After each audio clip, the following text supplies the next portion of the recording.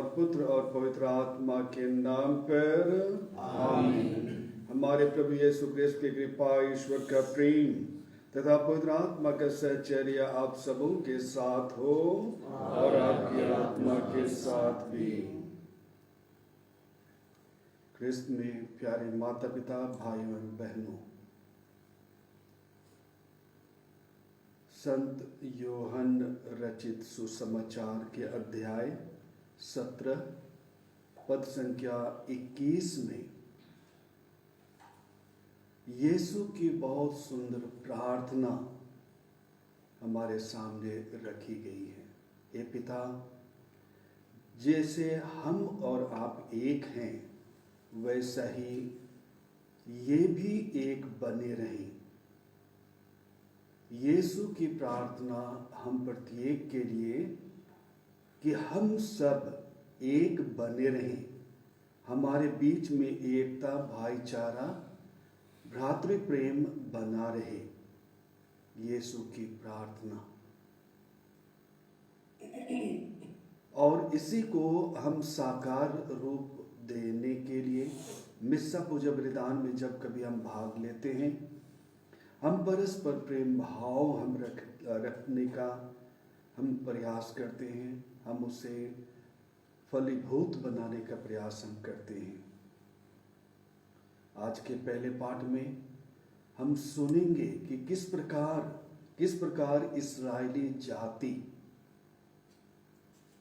नेतृत्व विहीन हो जाती है, और इसके लिए नबी जूदा के राजाओं को लताड़ते हैं कि उनके निकम्मेपन के कारण ही इस्राएली जाति भटक गई है और निर्वासन में चली गई है, भेज दी गई है।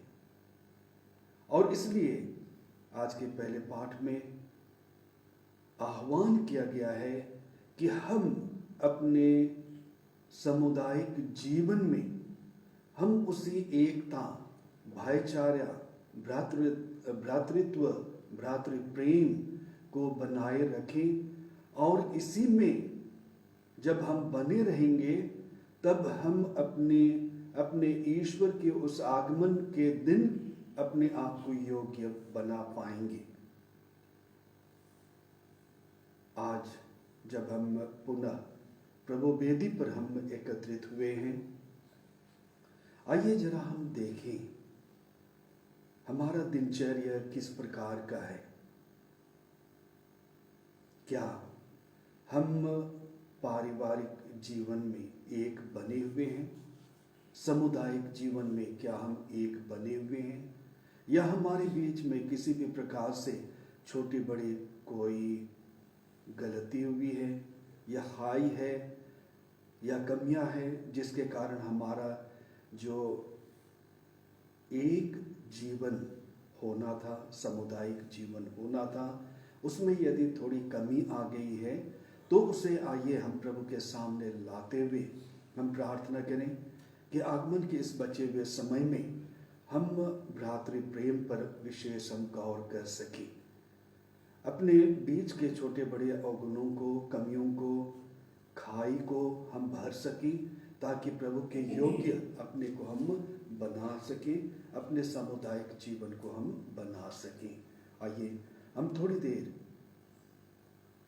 प्रभु के सामने विनम्रता पूर्वक अपने आप को रखें, और हम देखें, परखें कि हमारे जीवन में, पारिवारिक जीवन में, सामुदायिक जीवन में, व्यक्तिगत जीवन में अगर कोई कमी रही है तो उसके लिए हम प्रभु से क्षमा मांगें, और हम प्रार्थना करें कि हमारा यह आगमन का समय फलीभूत बन सके, हम एक दूसरे को क्षमा कर सकें, और एक दूसरे से क्षमा प्राप्त कर हम अपने पारिवारिक जीवन को अक्षुण्ण रख सकें, एक बनाए रख सकें।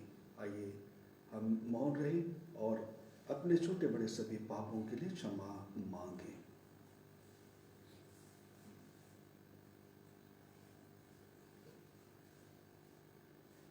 हम सब मिलकर बोलें, हे भाई और बहनों, मैं सर्वशक्तिमान पिता परमेश्वर और आप लोगों के सामने स्वीकार करता हूँ कि मैंने मन वचन और कर्म से और अपना कर्तव्य पूरा न करने से बार बार पाप किया है।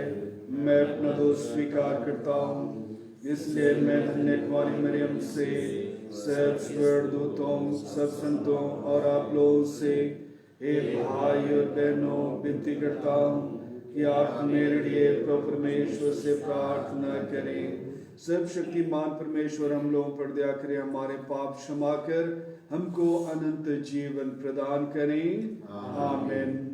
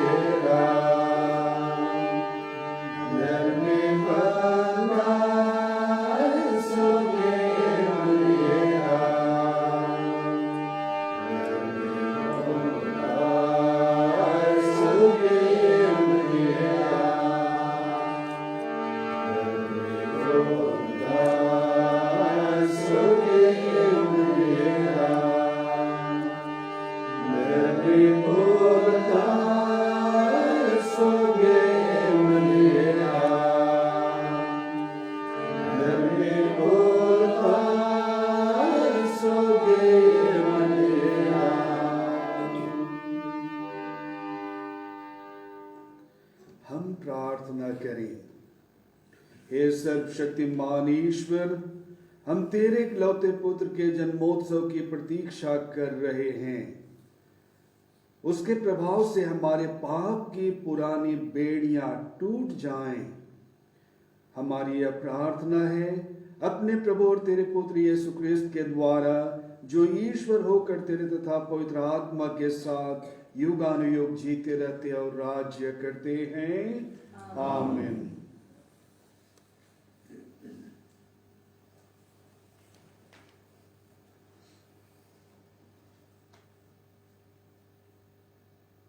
पहला पाठ नबी यिर्मयाह का ग्रंथ। पाठ का मूल वाक्य है, मैं दाऊद के लिए एक नई वंशज उत्पन्न करूंगा। प्रभु यह कहता है, वे दिन आ रहे हैं जब मैं दाऊद के लिए एक नई वंशज उत्पन्न करूंगा। वह राजा बनकर बुद्धिमानी से शासन करेगा और अपने देश में न्याय और धार्मिकता बनाए रखेगा। उसके राज्य काल में यूदा का उद्धार होगा और इस्राएल सुरक्षित रहेगा। उसका यह नाम रखा जाएगा, प्रभु ही हमारी धार्मिकता है। यह प्रभु का कहना है, वह समय आ रहा है जब लोग फिर यह नहीं कहेंगे, प्रभु की जय। वह इस्राएलियों को मिस्र देश से निकाल लाया है। वे यह कहेंगे, प्रभु की जय। वह इस्राएल के वंशजों को उत्तरी देश से और उन सब देशों से वापस बुलाकर लाया है जहां उसने उन्हें बिखेर दिया था। वे फिर अपनी ही भूमि में बस जाएंगे। यह प्रभु की वाणी है। भजन अनुवाद किया। उसके राज्य काल में न्याय फलेगा फूलेगा और अपार शांति सदा सर्वदा छाई रहेगी। उसके राज्यकाल में न्याय फलेगा फूलेगा और अपार शांति सदा सर्वदा छाई रहेगी। हे ईश्वर, राजा को अपना न्याय अधिकार, राजपुत्र को अपनी न्यायशीलता प्रदान कर। उसके राज्य काल में न्याय फलेगा फूलेगा और अपार शांति सदा सर्वदा छाई रहेगी। अनुवाद क्या? उसके राज्य काल में न्याय फलेगा फूलेगा और अपार शांति सदा सर्वदा छाई रहेगी। जिससे वह तेरी प्रजा का न्यायपूर्वक शासन करे और पद दलितों की रक्षा करे। वह दुहाई देने वाले दरिद्रों और पद दलितों की रक्षा करेंगे। वह निसहाय और दरिद्र पर तरस खाकर पद दलितों के प्राण बचाएंगे। उसके राज्य काल में न्याय फलेगा फूलेगा और अपार शांति सदा सर्वदा छाई रहेगी। अनुवाद किया? उसके राज्य काल में न्याय फलेगा फूलेगा और अपार शांति सदा सर्वदा छाई रहेगी। प्रभु इस्राएल का ईश्वर धन्य है, उसने अपूर्व कार्य किए हैं। उसका महिमामय नाम सदा सर्वदा धन्य हो। उसकी महिमा पृथ्वी भर में छाई रहे। उसके राज्य काल में न्याय फलेगा फूलेगा और अपार शांति सदा सर्वदा छाई रहेगी। अनुवाद क्या? उसके राज्य काल में न्याय फलेगा फूलेगा और अपार शांति सदा सर्वदा छाई रहेगी। जय घोष। हालेलुया। इस्राएली वंश के शासक, तूने सिनै पर्वत पर मूसा को संहिता दी है। तू अपना दाहिना हाथ पसार कर हमें बचाने आने की कृपा कर। हालेलुया। प्रभु आप लोगों के साथ हो और आपकी आत्मा के साथ भी। संत मती के अनुसार पवित्र सुसमाचार। प्रभु की जय। यीशु मरियम से जन्म लेते हैं, जिसकी मंगनी दाऊद के पुत्र योसेफ से हुई थी। मसीह का जन्म इस प्रकार हुआ। उनकी माता मरियम की मंगनी योसेफ से हुई थी, परंतु ऐसा हुआ कि उनके एक साथ रहने से पहले ही मरियम पवित्र आत्मा से गर्भवती हो गई। उसका पति योसेफ उसे चुपके से त्याग देने की सोच रहा था, क्योंकि वह धर्मी था और मरियम को बदनाम नहीं करना चाहता था। वह इस पर विचार कर ही रहा था कि उसे स्वप्न में प्रभु का दूत यह कहते हुए दिखाई दिया, हे योसेफ, दाऊद की संतान, अपनी पत्नी मरियम को अपने यहाँ लाने से नहीं डरे, क्योंकि उनके जो गर्भ है वह पवित्र आत्मा से है। वह पुत्र प्रसव करेंगे और आप उसका नाम यीशु रखेंगे, क्योंकि वह आप लोगों को उनके पापों से मुक्त करेगा। यह सब इसलिए हुआ कि नबी के मुख से प्रभु ने जो कहा था वह पूरा हो जाए। देखो, एक कुंवारी गर्भवती होगी और पुत्र प्रसव करेगी और उसका नाम इम्मानुएल रखा जाएगा, जिसका अर्थ है ईश्वर हमारे साथ है। योसेफ नींद से उठकर प्रभु के दूत के आज्ञा अनुसार अपनी पत्नी को अपने यहाँ ले आया। या प्रभु का पवित्र सुसमाचार है।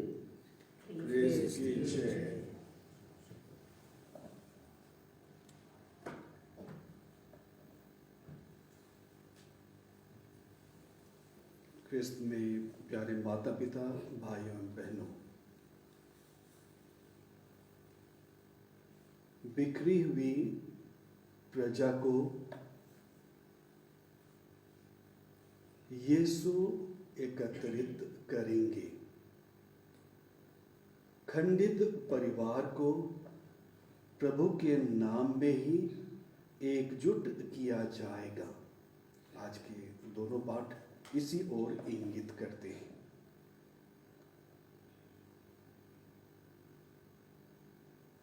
यीशु के जन्म के विषय में हमने अभी सुसमाचार में सुना। जब मरियम गर्भवती पाई गई और जब यूसुफ को इसका पता चलता है तो अब भयभीत हो जाता है, भयभीत हो जाता है। अगर यूसुफ उसे शक करता तो भय उस पर नहीं छाता, वह उसके विरुद्ध में खड़ा होकर के उसे त्यागने की बात वह सोचता, लेकिन उसके मन में भय छा गया। क्यों? क्योंकि उसने देखा, समझा और पाया कि मरियम जो गर्भ से है वह प्रकृति से नहीं लेकिन ईश्वर की शक्ति से है। और जब उसे वह जानता है तो अपने को वह अयोग्य पाता है। इस ईश्वरीय विधान में, ईश्वर की योजना में सम्मिलित होने के लिए अपने को वह अयोग्य पाता है और इसलिए वह भयभीत होता है कि मैं कैसे एक अयोग्य व्यक्ति या कहें मानवीय अवगुणों से भरा पड़ा व्यक्ति, मैं कैसे इसमें शरीक हो सकता हूं, सम्मिलित हो सकता हूं। ये उसके मन में भय था। और फिर दूसरे खंड में हम पाते हैं कि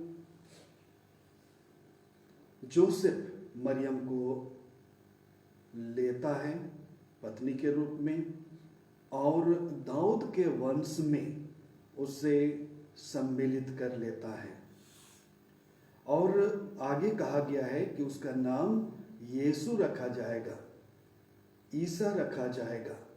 फिर हम आगे देखते हैं कि उसे इम्मानुएल कहा जाएगा। तो आइए हम इन दो नामों को जो आज के सुसमाचार में व्यक्त किया गया है उसकी ओर जरा हम गौर करें।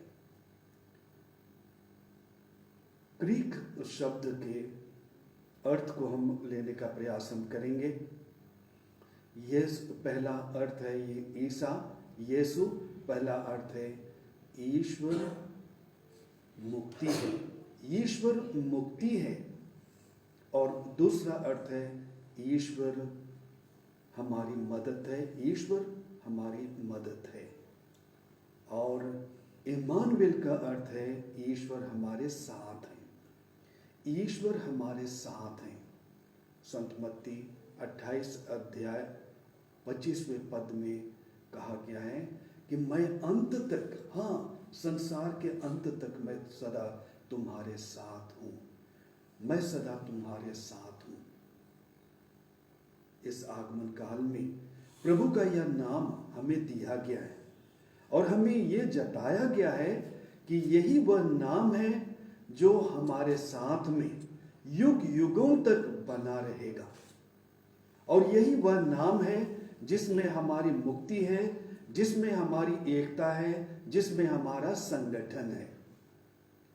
यही वह नाम है जो हमारे बीच के भेदभाव को, खाइयों को दूर कर देगा और हमें एक बना देगा।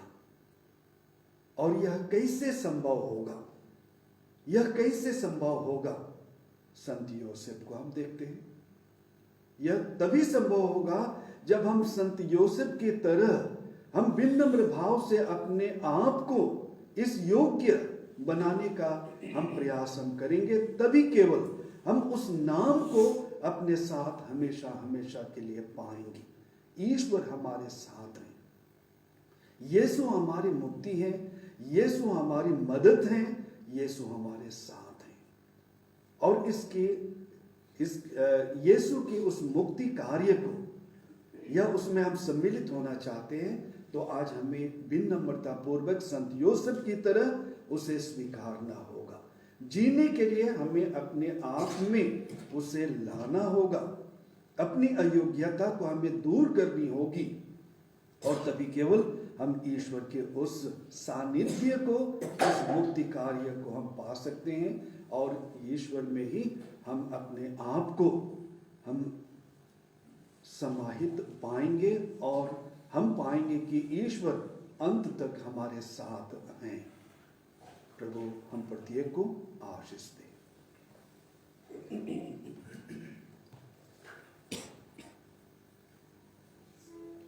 Hymn number E72.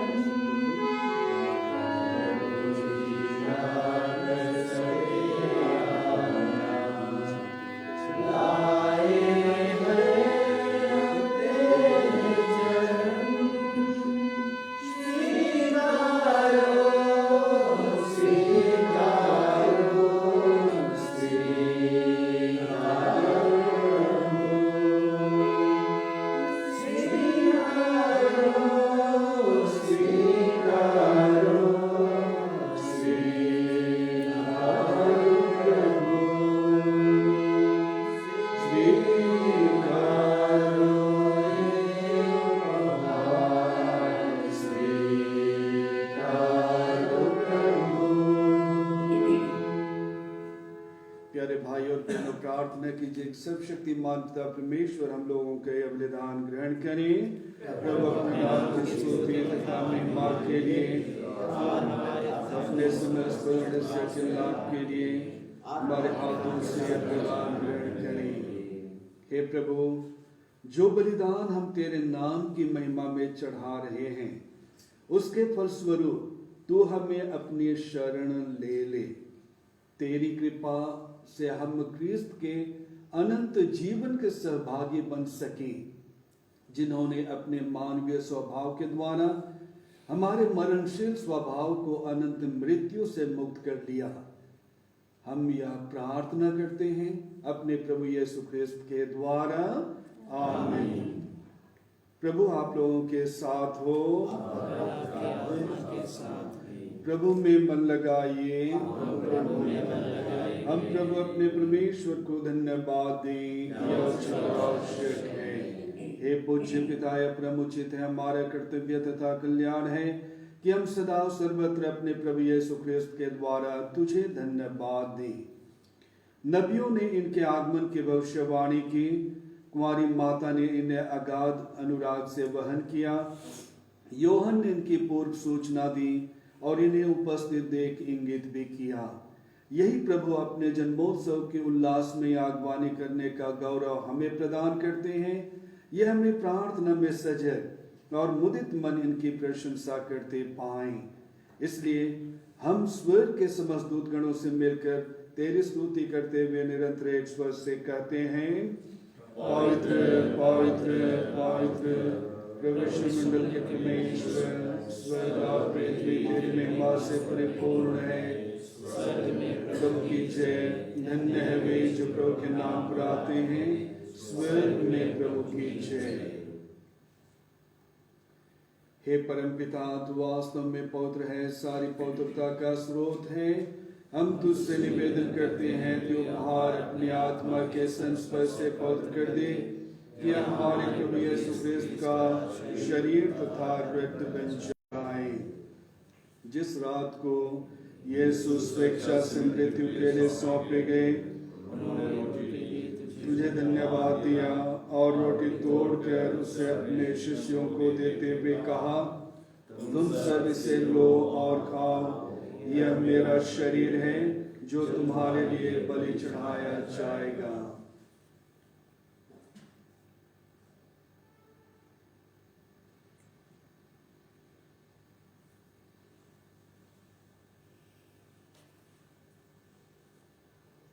इसे भांति भोजन के बाद उन्होंने कटोरा लिया, तुझे धन्यवाद दिया और उसे अपने शिष्यों को देते हुए कहा, तुम सब से लो और पियो, यह मेरे रक्त का कटोरा है, नवीन और अनंत व्यवस्था कर जो तुम्हारे और बहुतों के पापों की क्षमा के लिए बहाया जाएगा। तुम मेरे स्मृति में यह किया करो।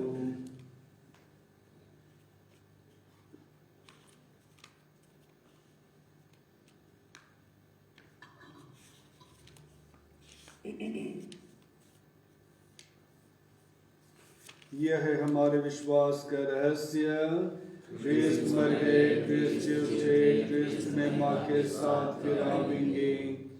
हे परम पिता, यह आज्ञा मानकर हम अपने प्रभु की मृत्यु और पुनरुत्थान की स्मृति में तुझे जीवन की रोटी और मुक्ति का कटोरा चढ़ाते हैं। हम तुझे धन्यवाद देते हैं कि तूने हमें अपने सम्मुख उपस्थित होने और अपनी सेवा करने का सौभाग्य प्रदान किया है।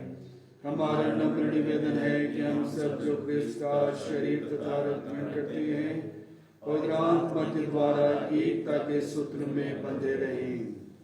प्रभु हमारे संत पिता फ्रांसिस, हमारे धर्माध्यक्ष पत्रस और सभी याजकों के साथ विश्व भर में फैले अपने कलीसिया की सुधीली तथा इसे प्रेम में सिद्ध बना दे।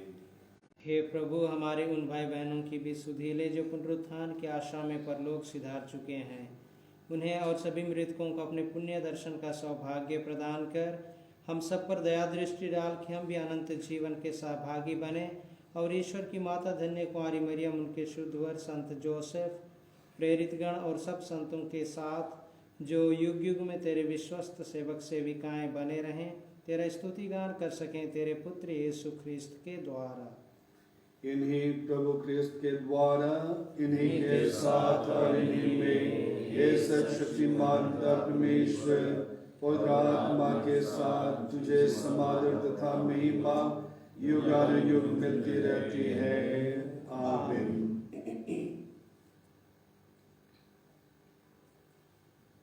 हम सब मिलकर पिता परमेश्वर से प्रार्थना करें, जैसे कि प्रभु यीशु ख्रिस्त ने हमें स्वयं सिखलाया है। हे हमारे पिता जो स्वर्ग में है, तेरा नाम पवित्र किया जावे, तेरा राज्य आवे, तेरी इच्छा जैसे स्वर्ग में है वैसे इस पृथ्वी पर भी पूरी हो। हमारा प्रतिदिन का आहार आज हमें दे और हमारे अपराध में क्षमा कर, जैसे हम भी अपने अपराधियों को क्षमा करते हैं, और हमें परीक्षा में न डाल दे परंतु बुराई से बचा। हे प्रभु, हम तुझसे प्रार्थना करते हैं, सभी बुराइयों से हमें बचा और इस जीवन में हमें कृपा पूर्वक शांति प्रदान कर। हम तेरी दया से सदा पाप से दूर और हर प्रकार की विपत्ति से सुरक्षित रहें और उस दिन की प्रतीक्षा करते रहें जब हमारे मुक्तिदाता यीशु ख्रिस्त फिर प्रकट होकर हमारी मंगलमय आशा पूरी करेंगे। तेरा सामर्थ्य और तेरी महिमा अनंत काल तक बनी रहती है। हे प्रभु यीशु ख्रिस्त, तूने अपने प्रेरितों से कहा है, मैं तुम्हारे लिए शांति छोड़ जाता हूँ, अपनी शांति तुम्हें प्रदान करता हूँ।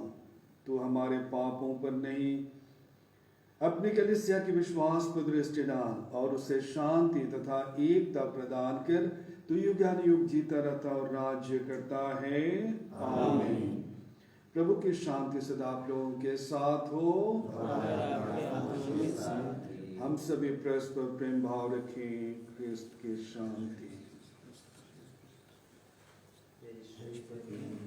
जो संसार के पाप लेता है, हम पर दया कर।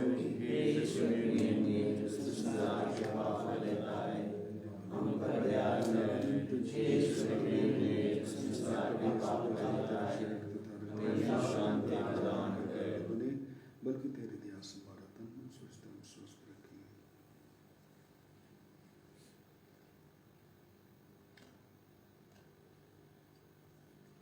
देखिए ईश्वर का मेमना जो संसार के पाप पर लेते हैं। धन्य हम सब जो प्रभु के इस महान भोज में बुलाए जाते हैं। हे प्रभु, मैं ऐसे योग नहीं हूँ कि तुम मेरे यहाँ आओगे, किंतु एक शब्द कह दीजिए और मेरी आत्मा चंगी हो जाएगी। ख्रिस्त का शरीर तथा रक्त जीवन के लिए हम प्रत्येक की रक्षा करता रहे। आमीन।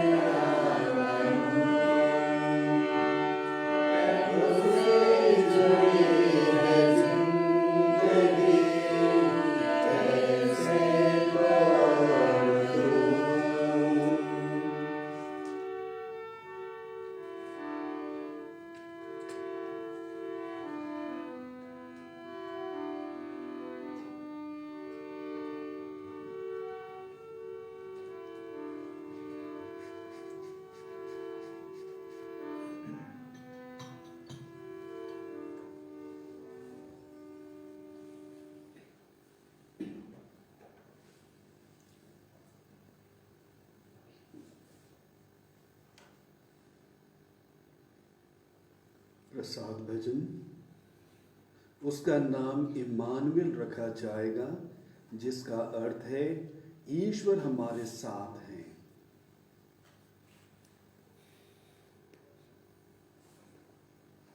हम प्रार्थना करें। हे प्रभु, तेरे मंदिर में हम सबको तेरी दया प्राप्त हो, जिससे हम अपनी मुक्ति के आगामी उत्सव के लिए अपने को समुचित रीति से तैयार कर सकें। हमें यह कृपा दे हमारे प्रभु यीशु ख्रिस्त के द्वारा, आमीन। प्रभु आप लोगों के साथ हो, सर्वशक्तिमान परमेश्वर पिता और पुत्र और पवित्र आत्मा हम सबों को आशीर्वाद प्रदान करें, आमीन। हम सब विदा लें। प्रभु की शांति सदा साथ रहे। ईश्वर को धन्यवाद।